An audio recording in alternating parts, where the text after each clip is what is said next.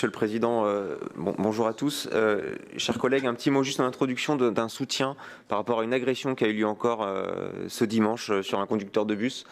C'est malheureusement beaucoup trop fréquent ces derniers mois et donc je voulais encore exprimer un soutien à tous les personnels salariés qui étaient au contact des usagers.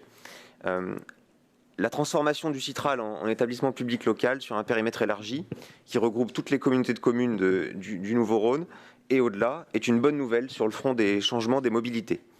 Il va être désormais plus aisé de proposer aux usagers un service unifié des mobilités, de proposer à moyen terme un interlocuteur unique pour les solutions de mobilité alternatives à la voiture individuelle sur un large territoire.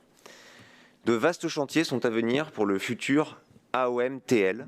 Et de notre point de vue, les flux financiers vers les transports en commun et les mobilités alternatives doivent continuer d'augmenter dans les années à venir, avec 3 volets.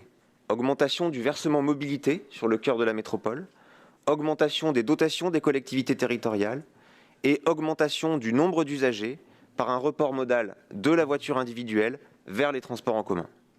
La qualité de service pour les usagers sera prioritaire pour convaincre les habitantes et les habitants d'adopter les transports en commun dans leur trajet quotidien.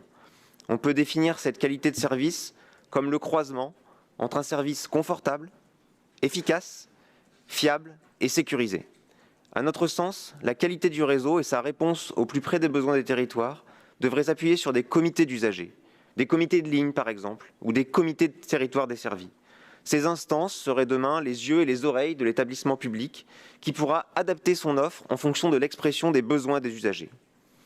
Un autre point important pour nous, c'est la préservation des savoir-faire et les conditions de travail des employés de l'établissement public et de ses futurs délégataires. Ce seront des enjeux déterminants dans les prochaines années. Alors certains seront surpris de ne pas me voir apparaître mon nom dans la liste du conseil d'administration de l'AOM-TL. Vous n'y verrez pas de désaccord politique avec la majorité. Il s'agit juste d'une impossibilité de siéger compte tenu de la rédaction retenue par le législateur. En effet, par son décret du 14 juin 2021, le gouvernement de Jean Castex a écrit la chose suivante.